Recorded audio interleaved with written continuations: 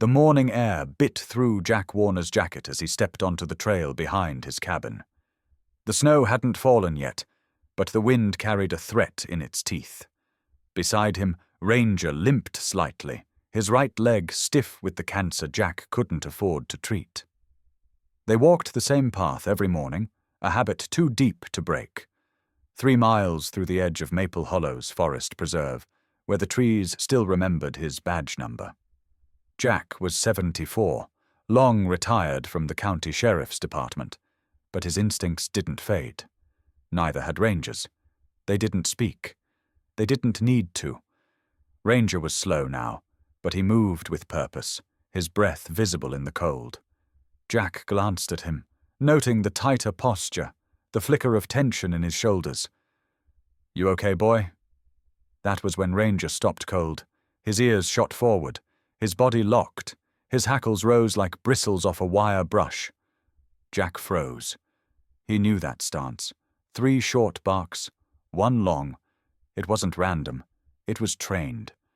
Ranger had used it 4 times in the field, once when they found a meth lab, once when a man was buried alive in a silo, twice when children had been hiding in places no child should ever be. Ranger hadn't barked that pattern in 5 years. But now, in the middle of a quiet Montana trail Jack knew better than his own reflection, Ranger sounded the alarm again. Then he bolted. "Ranger, heel!" Jack's voice cracked with command and disbelief. Ranger had never broken command, not in all their years, but the dog was already gone, disappearing into the thick pine underbrush like he was 20 pounds lighter and 5 years younger. Jack's boots crunched frozen leaves as he chased after him. His knees screamed protest, his breath shortened. He hadn't run since the fall of 21, but he pushed forward, ducking low branches, stumbling over roots, heart pounding against bone and memory. And then, just as suddenly as he'd vanished, Ranger reappeared in a small clearing Jack didn't recognize. And neither did the building. It rose like something dragged from a fever dream, octagonal, made of dark wood, its sharp angles too precise, too new, too wrong. No windows, no chimney, just one heavy metal door, squared and silver, framed against pine bark and frost. Jack stopped, heart still hammering. That building wasn't on any forestry map. He'd hiked this trail for over a decade. There'd been nothing here last week. Nothing. Ranger stood 20 feet from the door, barking again. 3 short, 1 long. His eyes never left the structure. Jack stepped forward cautiously. The mud near the clearing's edge told its own story. Fresh tire tracks, large vehicle, van or larger. The pattern was recent, within 24 hours, maybe less. Jack's pulse climbed. He reached for his hip before remembering he hadn't carried a sidearm in years. He swallowed hard. Ranger barked again, louder this time, his body rigid with warning. "Easy, boy," Jack murmured. He moved closer to the door, raised a hand, listened. Then he heard it. Faint, barely there, but undeniable. A child's voice, crying. Muffled through thick walls, the sound was thin and frayed, like it had been going on a long time. Jack's stomach turned. Every fiber of training, every buried instinct clawed its way to the surface. He stepped back, turned slowly in a circle, taking in the entire perimeter. The building looked new, expensive wood, clean seams, no graffiti, no decay. Not a cabin, not a shelter, something else, something hidden. On the north face, half concealed beneath dead leaves and brush, Jack spotted it. A basement hatch, the kind used in old storm shelters, modern, metal-framed, recently used. The lock was mechanical, old school, something Jack understood. He dropped to one knee and brushed the leaves away. Inside, Ranger whined. Jack turned. The bark had changed. This time it wasn't the alert bark. It was the low, rumbling growl Jack hadn't heard since that night in '09 when they cornered a child trafficker behind a feed mill. God help me. Jack whispered. He stood, pulled out his phone. 1 bar. He called the sheriff's office. The line rang, then clicked. Sheriff Rowe speaking. Carla, it's Jack. A pause. Jack, is everything okay? I found a structure up past trail marker 7, octagonal, no permits, looks new. Rangers alerting, I can hear a child inside. The line went quiet. That's not a trail anyone uses, Jack. Are you sure you're not just... I'm standing in front of it, Carla. There are tire tracks, a van, and a kid, crying. You need to get out here. Another pause. Too long. Stay there. I'll send units. ETA, 30 minutes. Jack frowned. The station was 12 minutes away, 15 tops. 30. He repeated. We're short-staffed today. Please, Jack, do not go inside. Jack looked back at Ranger, who was still growling, low and steady, his tail rigid, his eyes fixed. Jack ended the call without replying. He knew what he'd heard in Carla's voice, not fear, not urgency, hesitation. He checked the trail again, then the door, then the basement hatch. The lock wasn't high-tech. He could pick it with the utility knife still clipped to his belt, same one he'd carried since '83. The wind shifted. From inside, the crying rose again, louder now, desperate, real. Ranger looked up at him, ears twitching, chest rising and falling. He barked once, short, then turned and placed a paw on the hatch. Waiting. Jack's hands moved before his brain caught up. The lock clicked, and the dark waited below. The wind howled outside Jack's single-room cabin, pressing against the windows like it wanted in. Inside, the walls creaked with cold. The heater sputtered like an old man coughing through a bad story. It was nearly Christmas, but nothing inside suggested celebration. Just worn furniture, stacks of unpaid bills, and one weathered photograph on the mantel. Mary's eyes smiled back from the frame. Blonde curls, laugh lines, before the disease took her. Jack sat at the table, fingers wrapped around a chipped mug of lukewarm coffee. The radio hummed softly in the background, talk radio static and distant weather reports. Ranger lay at his feet, curled up but alert, one ear cocked like a radar dish always scanning. He watched the dog breathe, watched the chest rise and fall, slightly uneven now. Ranger's limp had gotten worse since fall. The vet had said 3 to 6 months, soft words to cover hard truth. It had been 4. Jack hadn't told anyone. What was there to tell? His wife, Mary, had been in the Pine Grove Memory Center for 3 years now. Alzheimer's had wiped her clean, one memory at a time. Some days she called him George. Other days she didn't speak at all. The home cost more than his pension, more than his job as night security at the Maple Hollow grocery could cover. But he paid it. Every month, even if it meant cold dinners and second-hand boots, because she'd loved him once, and he still loved her. Ranger was all he had left from the old life. 8 years on the K-9 unit, 17 lives saved, 79 felony arrests, 2 citations for valor. Jack had been a name people respected. Now he was a name most forgot. Except Ranger, the dog never forgot. That morning had started like any other. Jack had woken at 5:30, made 2 cups of coffee, habit from years of sharing mornings with Mary, and leashed up Ranger for their walk. They didn't talk. They just moved through the silence like they belonged to it. But halfway through the trail, Ranger had stiffened, and everything changed. Now Jack stood in the clearing, the strange octagonal shack in front of him like a structure out of time. His heart still pounded. The child's crying had stopped, but the echo of it stayed. Ranger paced near the hatch, looking up at him, then back to the door. His tail was low but still, his ears forward. Waiting. Jack pulled out his phone again. No signal. He turned slowly, scanning the tree line, then pushed back through the brush until 1 bar blinked into life. He tapped his emergency contact. The line crackled, then clicked. Sheriff Carla Rowe. Carla, it's Jack Warner. A pause. Jack, you okay? No, I'm out by Marker 7. There's a building here. Wasn't here last week. No permits. Ranger alerted. How serious? He's in full alert. 3 short, 1 long. Carla's tone shifted. That's not nothing. There's a kid inside, Carla. I heard crying. This place isn't right. Another pause. 2 long. We're stretched thin this morning. Only 1 unit available. ETA 30 minutes. Jack's brow furrowed. You're 15 out. Max. I told you, Jack. We're short. Ranger hasn't false alarmed once in 8 years. I remember, she said. Something was off. Her voice, her pace. It didn't match the situation. Carla Rowe wasn't slow. She was precise, calculated.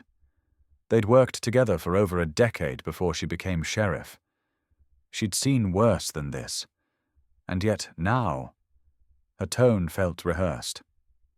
You still at the station? He asked. Why? Because I can hear traffic behind you. Sounds like Main Street. Silence. Jack swallowed. I need backup, Carla. That's a kid inside, a real one. You need to wait. Do not enter. That's an order. Jack stared at the hatch. Carla, whose place is this? You're breaking up. I'll dispatch someone. Stay put. The line went dead. Jack looked down at Ranger. You hear that? He whispered. Ranger gave a soft chuff, then circled back to the hatch. Jack followed.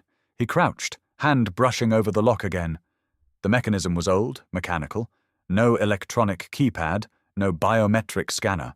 Whoever used this place didn't expect company. The crying had stopped. That was worse than hearing it. He remembered a night 15 years ago when they found a 4-year-old girl tied up in the back of a shed. They'd arrived 5 minutes late. 5 minutes too long. That sound, the silence that followed the crying, was the worst part. Jack tightened his grip on the knife clipped to his belt. Not a weapon, but something. His breath fogged in the air. He looked at Ranger again. The dog stared back, unwavering. 8 years of partnership. They didn't need words. Jack stood. He would wait. He would follow protocol. He would respect the badge he no longer wore, but not if it cost a child their life. The radio clipped to his jacket, buzzed to life, a voice Jack hadn't expected. Unit 5 to Sheriff. I'm passing trail marker 5. Should I be seeing tire tracks this far in? A male voice. Younger. Rookie. Then silence. Not static. Dead air. Jack's chest tightened. He tried Carla again. No answer. He tried the station. Voicemail. Then his phone buzzed with a message from a number he didn't recognize. Stand down. Do not interfere. That was all it said. All it needed to say. Jack closed the phone, slipped it back into his pocket, turned to Ranger. You ready, partner? Ranger took his place beside the hatch, waiting. The instinct was back. Old, sharp, alive. Something dark was down there, and they were going in. The hatch creaked open, with a sound like the forest holding its breath. Jack lowered himself slowly, boots finding the metal rungs one by one. His knees groaned in protest, but his grip was steady. Ranger descended first, like he always had. Silent, poised, alert. The air grew colder as Jack reached the bottom, thick with something metallic and wrong. They stood in a narrow corridor, concrete walls lined with frost, a single bulb swinging overhead, casting shadows like ghosts. The hallway stretched 15 feet before splitting into a dead end. 4 doors lined one side, industrial, windowless, locked. Ranger moved to the first, nose, working the base, tail stiff. He let out a low whine. Not fear. Something else. Sorrow. Jack approached the door, heart hammering. The padlock was commercial grade, the kind used in evidence lockers. He drew his utility knife, slipped the edge into the latch groove, hands moving from memory. Click. He opened the first door. Empty. A mattress? A bucket? A half-eaten granola bar on the floor. No one. Ranger had already moved on. Second door. Jack worked faster, the silence now unbearable. Every tick of the bulb above felt like a countdown. Click. Inside, a tiny sock. Pink. No child. A faint smell of urine. Still warm. They were here. Ranger whined again, pacing between the third and fourth doors. Jack turned to the third lock, fingers shaking, breath coming faster, not from exertion, from dread. He pressed his ear to the door. Nothing. No movement, no sound. His hands moved anyway. 30 seconds. Click. The door creaked open, rusty hinges breaking the silence. A girl sat in the far corner, knees pulled to her chest, arms wrapped tight. Her blonde hair was tangled, face streaked with dirt. She wore thin pink pajamas with faded unicorns. She looked up, slowly, blue eyes dull with fear. Then recognition bloomed. Her lips parted. "Grandpa?" The word shattered him. Jack dropped to his knees, the sound echoing in the cement corridor like a shot. His body folded in half. For a moment he couldn't breathe. "Ellie," he whispered. She ran to him, frail arms wrapping around his neck like she'd never let go again. Her body trembled against his chest. She was too thin, too cold, but she was real, alive. "I knew you'd come," she said, crying now. "I knew Ranger would find me." Jack held her tighter. Behind them, Ranger sat still, his eyes locked on the hallway, guarding. Silent, watching. Like he knew this moment wasn't his, but he'd made it possible. Jack pulled back just enough to study her face. "You're okay?" She nodded. "They didn't hurt me. Just kept us here." "Us. There are more kids. 3 more. They're behind the other doors." Jack's stomach turned. He looked at the 4th door. Ranger was already there, waiting, guarding. Jack stood, lifting Ellie into his arms. She weighed nothing, just bones and faith. "Stay close," he said, setting her gently near the wall. "Ranger will watch you." The dog padded over, laying beside her without a sound. Ellie leaned against his shoulder, her fingers gripping his fur like a lifeline. Jack faced the last door. The lock looked newer, heavier, modified. He bent to it. Noise. Above. Boots on the hatch ladder. Someone was coming down, fast. He had seconds. He worked the lock. Faster now. Voices. 1 male, 1 female. "You said we had 30 minutes. They moved up the timeline. We leave in 20. The lock clicked. Jack eased the door open. A boy, maybe 10, stared back, blinking in the sudden light. Hispanic. Thin as wire. His eyes narrowed. "Are you a cop?" "I used to be." "You gonna get us out?" "Damn right I am. What's your name, son?" "Lucas." "Come with me, Lucas." The boy stepped out slowly, eyes sweeping the hallway, landing on Ellie and Ranger. His shoulders relaxed, just slightly. "You found her?" he asked. "She cried for days." "I found her," Jack said. "Now we're getting the rest of you out." But the footsteps were close now, too close. Jack turned to Ranger.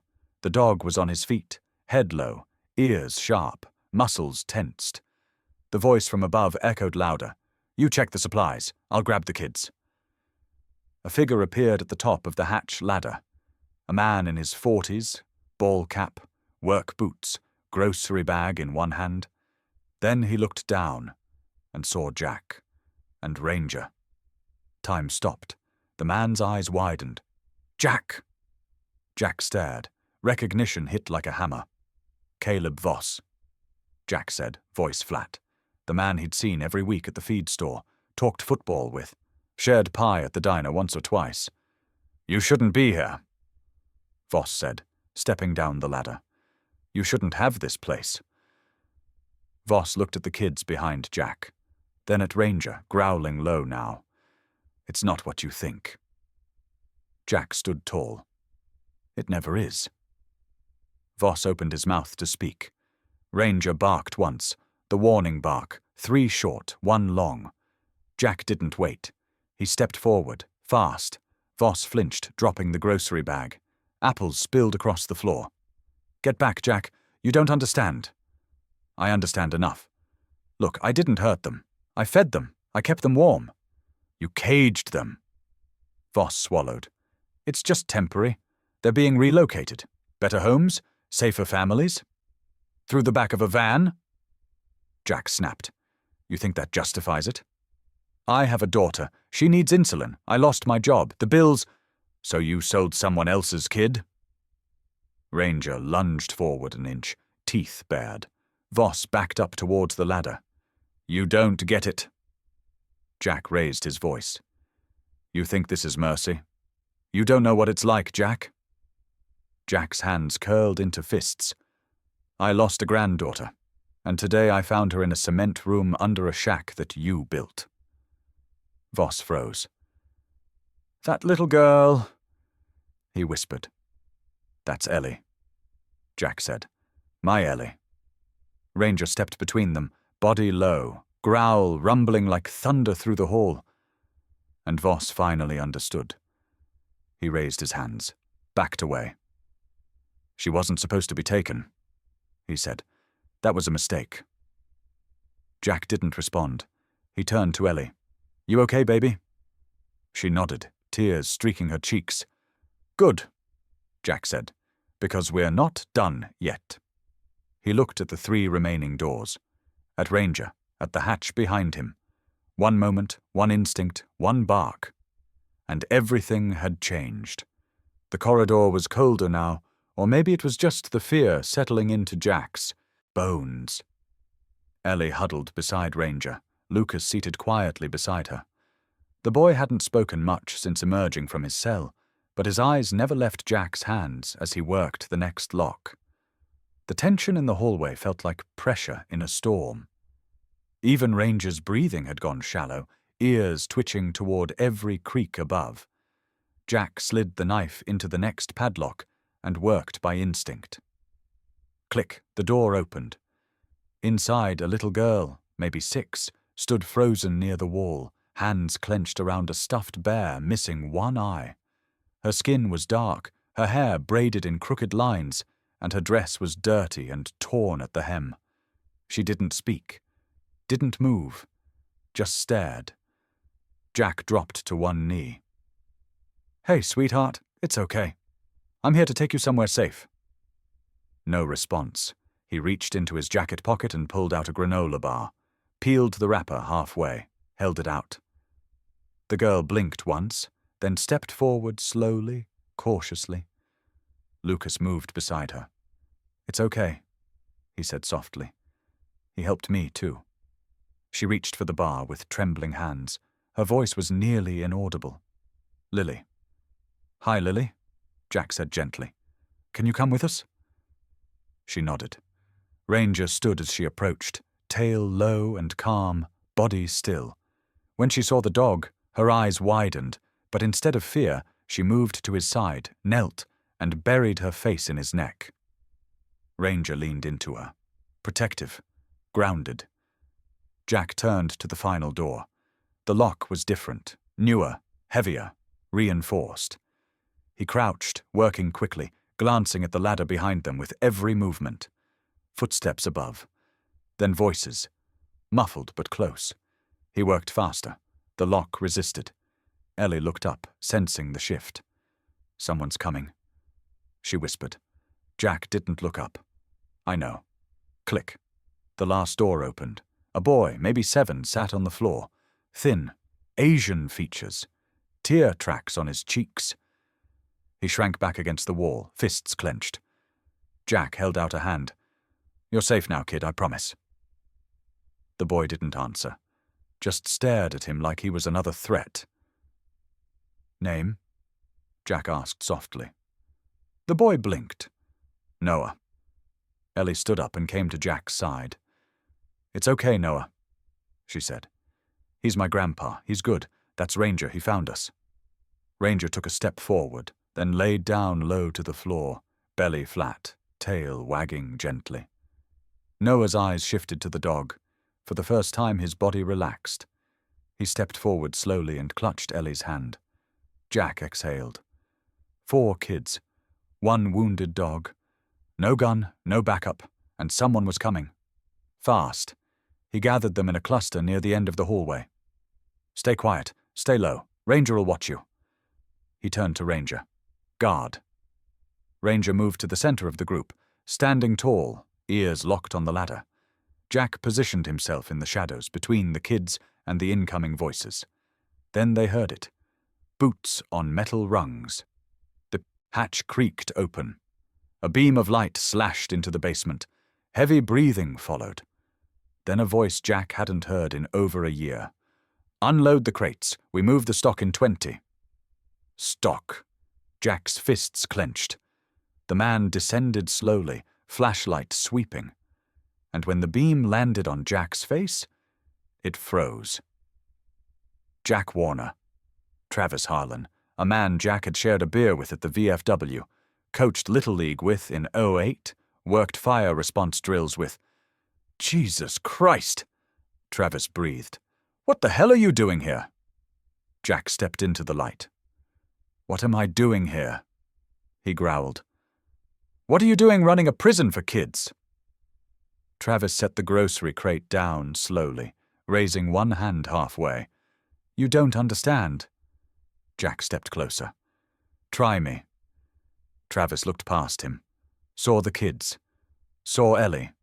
Something flickered in his face. I didn't take them, he said. I just manage things. You calling that a job? They're being moved tonight. It's already arranged. Moved where? Jack snapped. New families, private buyers, overseas sometimes. Look, I never hurt them. I give them blankets, food, I keep it clean. You think I like this? Jack's voice dropped to a deadly whisper. You think that matters?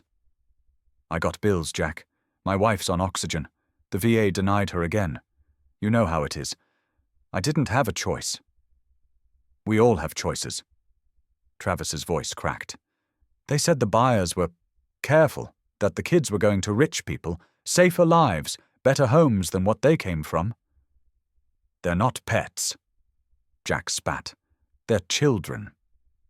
Travis looked at Ellie again. His mouth opened. Closed. I didn't know one of them was yours, he said quietly. Jack stepped forward until they were face to face. Would it have mattered? Travis didn't answer. Ranger growled behind them. Jack didn't flinch. You've got one chance to do something right. Where's the key to the hatch? In my pocket. Get it, slowly. Travis reached into his coat, pulled out a ring, handed it over. Jack took it, eyes locked on him. Now get down on your knees. What? Do it, or I sick the dog. Travis dropped. Jack zip-tied his hands behind his back, pulled the flashlight from the crate, turned back to the kids. They were still huddled around Ranger, who hadn't moved. The hallway felt too small now, too full. Jack knelt. All right, kids, time to go home. Ranger barked once. Not a warning this time, a signal. We're ready. Travis Harlan sat on the cold concrete floor, wrists zip-tied behind his back, sweat beading at his temple despite the chill. His breath came fast, uneven, eyes flicking between Jack and Ranger. Jack stood over him, flashlight in one hand, the other clenched. Ranger stayed close, his massive frame still as stone, watching Travis with that piercing stare only trained canines could hold. Not snarling, not barking, just waiting. Ready. You're going to tell me everything, Jack said, voice low and sharp. Travis swallowed. I already did. You said just enough to keep yourself breathing. Jack snapped. Now talk. Who's behind this? Travis hesitated. Jack stepped closer. I'm not a cop anymore. You don't get Miranda rights with me. Travis licked his lips. His voice cracked. They call themselves the Garden. It's not just here. It's all over. 6 states. Maybe more. Private buyers. High money. They target kids with no paper trail. Foster care, runaways, refugee families. The younger, the better. Jack's jaw locked. And you just signed up? My daughter, Travis said, voice breaking. She's 10, type 1 diabetes. Insulin costs $1,200 a month without insurance. I lost my job when the mill closed. The coal jobs are gone, Jack. You know that. I was drowning. So you started selling someone else's kids to save your own? Jack growled. They promised me no one would get hurt. Said they'd go to good families, safer lives. That's what they kept telling me. I didn't know about Ellie. I didn't. You knew exactly what you were doing the second you locked a child behind that door. Jack cut in. The sound of boots on the hatch ladder froze them both. Ranger turned toward the entrance, body tensing. Jack raised the flashlight toward the stairs, shielding the children behind him with one arm. Then the voice called down. Jack. Familiar. Too familiar. Carla? Jack called back. It's me. Step away from the kids, now. She appeared in the frame of the hatch, backlit by fading daylight. Her sheriff's badge glinted, sidearm visible on her hip, hand resting on it. Not drawn, not yet, but not idle either. What the hell is going on here? She said, descending slowly. I should ask you that, Jack said. 4 kids locked in cells, an old shack in the woods, and Travis Harlan running point. Carla scanned the basement. Her eyes paused on Travis, on the children huddled behind Ranger, then back to Jack. Her voice changed, flattened. You need to put that flashlight down, step away, and let me take control of this scene. You're late, Jack said, almost like you were stalling. Her jaw tightened. I told you to wait. You chose not to. I heard a child crying, Jack said. I found my granddaughter in a cage. You really think I was going to wait for a goddamn patrol car? Travis stirred on the floor. Sheriff, I didn't mean to get caught up. Shut up, Carla snapped. Jack stared at her. And then it clicked. The stalling. The tone. The 30-minute delay for a 15-minute drive. The unmarked number that texted him, "Stand down."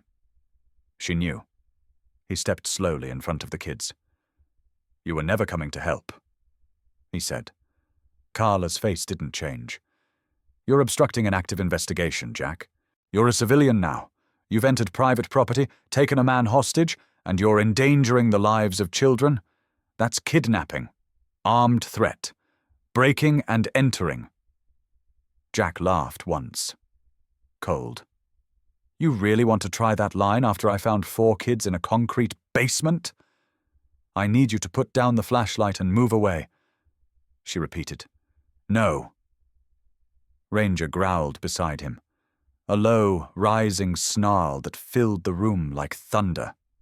Jack, Carla warned, now drawing her weapon. Don't. He didn't flinch. I trained this dog to protect victims. If you shoot, you better not miss. Ranger moved forward half a step, placing his body between the kids and Carla. Carla hesitated. Just enough. Jack lowered his voice. How deep are you in? She blinked. I said, how many kids, Carla? He asked quietly. How many did you let go? Her jaw tightened. It's not what you think. It never is. They promised me no one would be hurt, she said. Just placements, international adoptions, safe homes. These kids were going nowhere here. Some didn't even have families. It was just a way out. Jack shook his head. You sold them. Like cattle, like cargo. Her voice cracked. I didn't know about Ellie. I didn't. You knew enough. You helped build this place. You kept the paperwork clean. You stalled the response. I was desperate, she whispered. John's cancer bills wiped us out. My pension barely covers rent. I made one deal. One. And then I couldn't get out. You think that justifies this? He gestured to the children behind him, trembling, confused, still too afraid to speak. Her gun wavered. Jack stepped forward. You're going to let me walk out of here with these kids. You're going to go back up that ladder, and you're going to radio for help. Real help. I can't. You can. Behind him, Ranger growled again, this time louder, sharper, every hair on his back bristling. Jack didn't raise his voice. He didn't need to. If you make one more wrong decision, Carla, Ranger won't wait for a warrant. The silence stretched. Then Carla lowered her weapon. Not to her side. Just enough. What are you going to do? I'm going to save these kids, Jack said, because no one else would. And Ranger barked once, short and sharp, the sound of truth echoing through stone. The seconds ticked like a metronome in Jack's chest. Carla stood in front of him, gun still half raised, jaw clenched in a losing battle between law and loyalty. The children huddled behind Jack, silent, wide-eyed. Ranger remained in position, head low, shoulders locked, a sentinel made of muscle, instinct, and trust. Then the sound came. Not boots, not voices, rotor blades. From above the trees outside, slicing through the cold Montana air, came the unmistakable thunder of a chopper descending fast. Carla spun toward the hatch just as dust and leaves kicked up into the clearing above. The rumble was deafening. A voice cut through the static from her shoulder radio. "Sheriff Rowe, stand down. This is Special Agent Rena Martinez with the FBI." Jack stepped forward, blinking at the name. The kids flinched. Ranger didn't move. The hatch above flooded with light. A woman descended first, dark jacket, tactical vest, crisp efficiency in her every step. She wore an FBI windbreaker and a badge around her neck. Her gaze swept the basement like a laser. 2 agents followed her down. Weapons drawn, but not aimed. Yet. "Put the gun down, Sheriff," Agent Martinez said evenly. "Now." Carla didn't move. "I said lower your weapon," Martinez repeated. "This operation is over. You've been under federal surveillance for 6 months." Jack couldn't speak, could barely breathe. Carla's hand trembled. "I never hurt anyone," she whispered. "Then you'll have a chance to explain that in federal court," Martinez said. "Drop it." The weapon hit the floor. The room exhaled. Ranger backed up a step, returning to the children. Ellie reached out, resting her small hand against his neck. He leaned into her, steady and still. A living monument. Jack turned to the agent. "How long have you been watching her?" "Long enough," Martinez said. She looked at him. Really looked at him. "Mr. Warner?" Jack nodded once. "We've been trying to reach you. There's something you need to know. It's about your son." Jack's throat tightened. "Robert's gone. 6 months ago. Suicide." "No," Martinez said softly. "That was part of the cover." Jack's knees buckled. He caught himself on the wall. "What?" "Robert volunteered to go undercover. He approached us after your granddaughter disappeared. He was desperate, said no one was moving fast enough." Jack stared at her like she'd spoken a foreign language. "We faked his death to protect him, and to protect you. He infiltrated the trafficking network under a false identity. He's the reason we located this compound. The reason we're here right now." Jack's heart exploded behind his ribs. "He's alive?" The words came out strangled. Martinez nodded. "He's in a safe house in Virginia. He doesn't know yet that Ellie was found. We hadn't gotten a positive ID until today." Jack took a breath that didn't feel real. Martinez looked over at the kids. "Is that her?" He nodded, tears threatening to break loose. "That's Ellie." Martinez exhaled like she'd been holding something inside for months. "We owe your family more than we can ever repay." Jack's voice cracked. "He thought she was gone. I thought I'd lost them both." "You didn't," Martinez said. "Because of you, and because of your dog." She turned to Ranger, who now stood facing the FBI agents, chest puffed, eyes unflinching. like he knew the weight of what he'd done, of what had just been revealed. He alerted. Jack said, "Just like he always did. I didn't even know what we were walking into." "But he did," Martinez said quietly. They all looked at Ranger then. 2 federal agents, a broken sheriff, a grandfather, 4 traumatized children, and a dog who refused to retire. Carla was cuffed without resistance. She said nothing. The agents moved her towards the stairs, past Jack. She looked at him once. Briefly. "I didn't know she was yours," she murmured. Jack's voice was ice. "They're all someone's." She was gone. Martinez signaled her team. 1 agent climbed out to call for medical transport. The other stayed with the kids. Jack turned to Ellie. "She's okay?" he asked Martinez, voice trembling. "We'll take her to the hospital," she said. "All of them. But yes, she's safe now. Because of you." Jack dropped to his knees beside Ranger. "You did it, boy." Ranger blinked up at him. Tail thumped twice, then stilled. He looked tired, worn. But there was peace in his eyes. He hadn't barked for food. He'd barked for the truth. And the truth had answered. The hospital lights flickered across Ranger's fur as Jack knelt beside the steel table, one hand resting gently on the old dog's side. His chest rose and fell in shallow, labored breaths. His tail moved once, a slow, tired thump. Ellie sat across from them, curled in a blanket, her eyes rimmed red but dry now. She'd cried all the way from the shack to the helicopter, from the landing zone to the emergency veterinary unit in Missoula. Now she was just holding on, like her breath might stop if she let go. Noah was next to her, smaller than she'd remembered from the basement, even though it had only been hours. He hadn't said much since the rescue, but when the helicopter took off, he'd reached for her hand. He hadn't let go since. Jack watched Ranger's chest stutter again. The dog's tongue lolled slightly, dry. A vet tech came in, clipped an IV line to his foreleg, then nodded at the older man in scrubs who followed behind. The veterinarian cleared his throat softly. "Mr. Warner?" Jack looked up. "Yeah. We've stabilized him, but the situation is advanced. The cancer's metastasized, lungs, liver, bones. What you saw today, that collapse, was likely internal bleeding. We were able to stop it for now, but he's got maybe a few weeks, a month if we're lucky. The rest of it will be about comfort, pain management, letting him go on his terms." Jack nodded once. Not with acceptance, just understanding. Ellie looked at the vet. "He saved us," she said.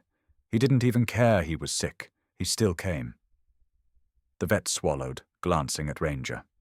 "Yeah," he said. "That's what they do." Jack leaned down and whispered near the dog's ear.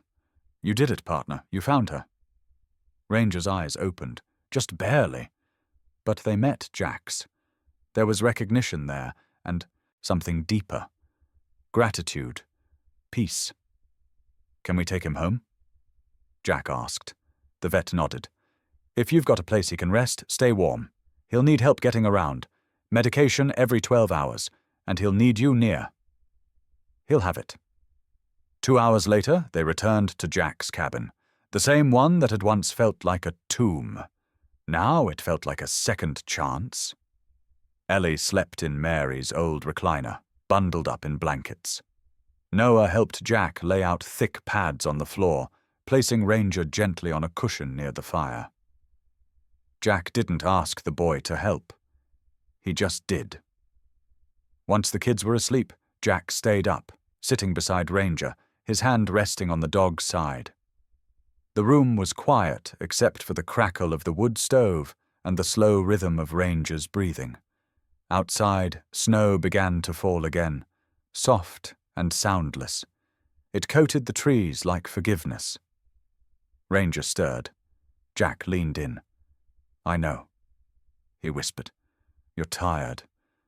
He looked at the shelf above the mantel, at the photo of Mary, smiling, strong, and next to it a new photo just printed that morning at the hospital. Ellie, wrapped in Ranger's embrace. Safe. Whole. "I won't let you go in pain," he said, "but I won't let you go alone either." The next few days passed like breath through a cracked window. Quiet, fragile, precious. They took turns sitting with Ranger. Ellie read him stories. Noah built a Lego fortress next to his bed, declaring it a guard base. Jack cooked what little he had in the pantry, made sure the fire never died, and set reminders for the medication. Every morning at 5:30, Ranger would nudge Jack's leg. The same way he'd done for 13 years. The fourth morning, he didn't.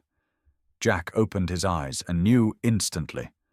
Ranger was still breathing, but slower, shallower. He woke Ellie and Noah. They came quietly. No words. They knelt around him. Ellie touched his paw. "It's okay, Ranger. We're safe now. You don't have to protect us anymore."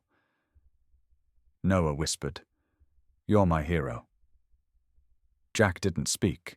He just laid a hand on the old shepherd's head, leaned close, and said the only thing that mattered. "Good boy." Ranger's eyes fluttered once more, and then closed. His chest rose, fell, stopped. No sound in the room. Then the wind outside shifted. Through the window, the morning sun broke past the trees, scattering gold across the frost-covered earth. Jack closed his eyes. "He's free now," Ellie said softly. Noah stood and walked to the window, pressed his hand to the glass. "Do you think he can still hear us?" Jack looked up. "He's still guarding," he said, "just from a different post." They buried Ranger behind the cabin, beneath the biggest pine. Ellie chose the spot. Noah carved a wooden marker. Jack placed a stone at the base, the same one he and Ranger had passed on their trail for over a decade. On it, he etched, "Ranger K9 Unit, Hero. Family he didn't bark for food. He barked for the lost." The wind passed through the trees again, lifting the silence like a breath. And somewhere in that stillness, Jack could almost hear it. 3 short barks, 1 long. Ranger was supposed to last 3 weeks. He gave them 9. 9 weeks of quiet mornings, soft steps on pine floors, warm sunlight through the cabin windows as he lay beside Ellie's feet or curled near the fire, while Noah built towers out of old soup cans. 9 weeks of whispered thank yous and lingering touches, of small miracles disguised as ordinary days. The world didn't forget him. Within days of the rescue, the story spread. First across Montana, then across the country. A retired K9 who led a grandfather to his missing granddaughter and 3 other trafficked children. Who uncovered a ring hidden in plain sight. Who kept barking when others had gone silent. Jack didn't have a TV, but his name showed up in newspapers, radio shows, even a morning segment on national news. They came. Strangers. Reporters. Officials. They asked questions, left flowers, cried at the fence line. Some just stood there with their dogs, silent. One woman drove 12 hours just to place a photo of her missing son at Ranger's resting place. "He didn't find my boy," she said, voice shaking, "but he found somebody's." The governor called 2 weeks later. The state would be posthumously awarding Ranger the Medal of Valor. First time in Montana's history a non-human had received it. The ceremony was held in the town square of Maple Hollow. Crisp air, folded flags, half the county standing shoulder to shoulder. Ellie wore a blue dress and held the medal as if it were glass. Noah stood next to her in a too-big jacket, one hand holding Jack's. Jack didn't speak that day. He couldn't. But when they unveiled the plaque beside the statue of a German shepherd, tail up, ears forward, his breath caught. K9 Ranger, he barked for the lost and never stopped. That was his legacy. Noah became part of Jack's family officially in the 7th week. Adoption finalized after a whirlwind of paperwork and court visits.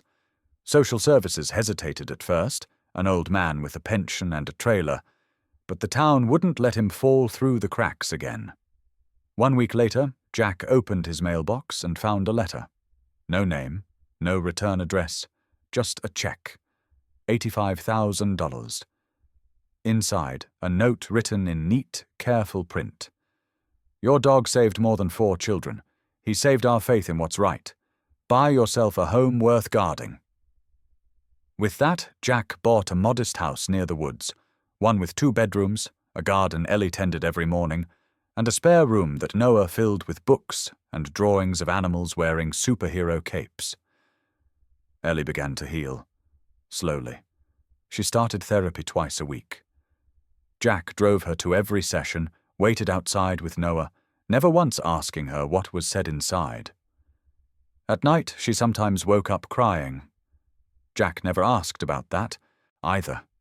He just sat on the edge of her bed, told her about the stars, or stories about Ranger on patrol.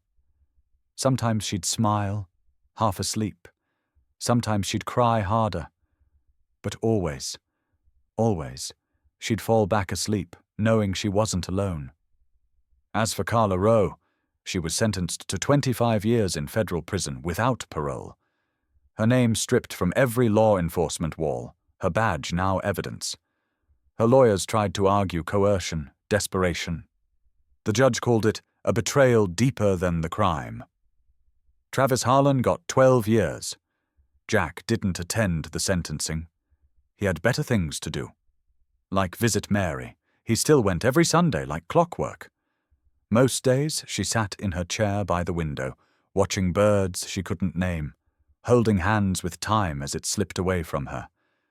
But on the 9th week, just days after Ranger passed, Jack walked in and something changed. She looked at him, eyes clear, present. She tilted her head slightly, then whispered, "Jack." His knees buckled. He crossed the room, dropped beside her, took her hands in his like he had 1,000 times. "You did good," she said. He couldn't respond. Tears ran down his cheeks, silent and unashamed. She reached up and touched his face with fingers that had once braided Ellie's hair, stitched his torn uniforms, healed scraped knees and broken hearts. "I knew you would," she said. "You always do." By the time the nurse came in, the moment was gone. Mary stared out the window again, humming a lullaby to no one. But Jack didn't mind. He'd been given a gift, one last clear moment, the same way Ranger had given them 9 final weeks. One more breath, one more bark, a legacy that didn't end with a grave under a pine tree. It echoed, in the laughter of children playing in the garden, in the bark of a puppy Ellie named Shadow, in the old man who sat each morning with his coffee, staring out at a world that, for once, felt like it had been put back together, even just a little. The morning sun broke soft over Maple Hollow, brushing the trees in pale gold, as if the mountain itself remembered what this place had once seen, and what it had become. Atop the hill where the old octagonal shack had once stood, the ground was no longer cold concrete and hidden locks. Now it was garden, simple, quiet, sacred. Local volunteers had cleared the rubble months ago, tearing down every nail, every buried shame. In its place, the community built a circular stone path lined with river rocks, native plants, and benches carved from fallen timber.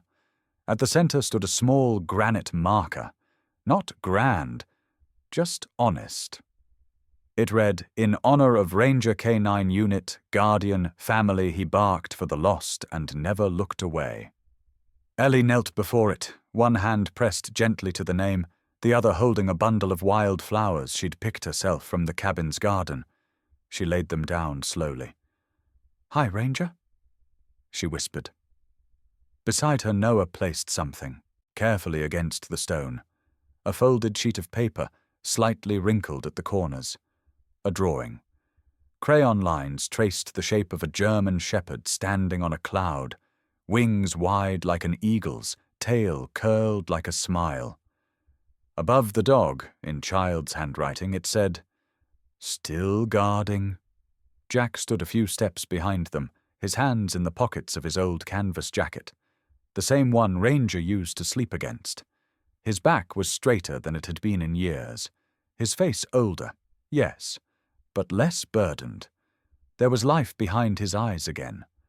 Purpose. Around them, townspeople moved slowly, some kneeling at the stones, others standing in silence, heads bowed not in sorrow, but in respect. A choir from the high school sang "Amazing Grace" in harmony that wove through the trees like wind through leaves. Then came the footsteps behind him. Jack turned. Robert stood at the edge of the clearing, Ellie already running toward him. He dropped to one knee, caught her, held her like a man holding the world. "You came," she said. "Wouldn't miss it for anything." Jack met his son's eyes over her shoulder. Robert stood slowly, reached out, pulled his father into the embrace. "Dad," he said softly, "I'm staying this time. No more shadows. No more running." Jack nodded. "You've got a place here. We all do now." They stood side by side, looking down at the marker, watching Noah trace the lines of his drawing with one finger. "This hill," Robert began, then paused. "It used to be something else, something ugly." Jack replied without looking away. "Now it listens." Robert glanced over. "Listens?" Jack nodded.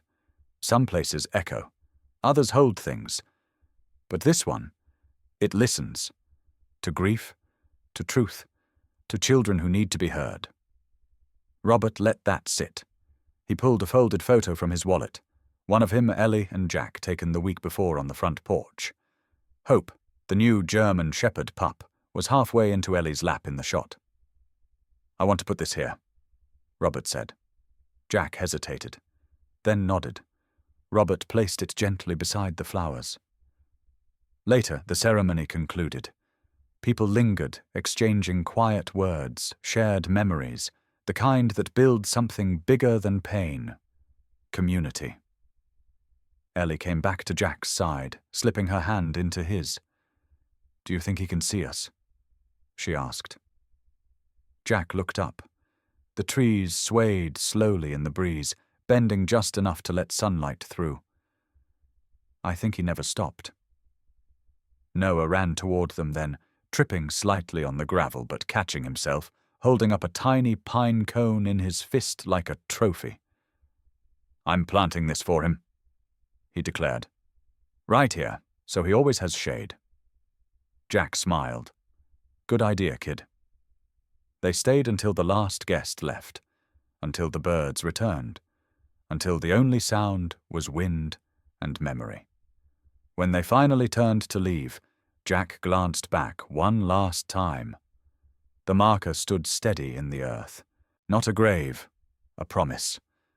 And behind it, etched lightly into the wooden bench carved by local hands, another line. Still guarding. Ranger didn't need to be seen to be felt. His legacy wasn't in stone or ceremony.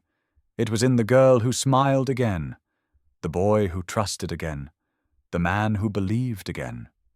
1 year later, the world was still fractured, still cruel in places. But on that hill, under the open sky, it was also something else. Healed. The wind had that soft kind of edge only early spring could carry.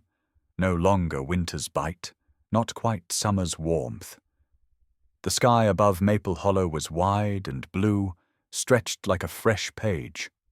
Down below, the grass had started to green again around Jack Warner's cabin. A robin landed on the porch rail, looked around like it had been here before.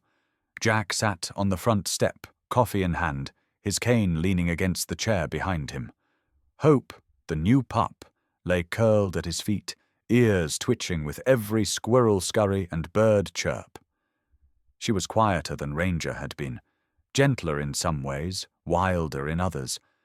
But the way she looked at Jack sometimes made him believe she understood things no one had taught her. Ellie and Noah were at the garden behind the cabin, trying to build a birdhouse from scratch with crooked nails and more laughter than direction. From the gravel road below, a small voice called out, "Hey, Mr. Warner." Jack looked up. A neighborhood boy, maybe 9, stood at the fence, baseball cap backward, chewing on the sleeve of his hoodie. "That the dog that found your granddaughter?" Jack glanced down at Hope, then up toward the pine-covered hill in the distance where Ranger rested, the same place where the world had cracked open and tried to swallow everything, and where it had been stitched back together. He smiled. "No," Jack said. "That one's new, but the one you're asking about, he didn't just find her."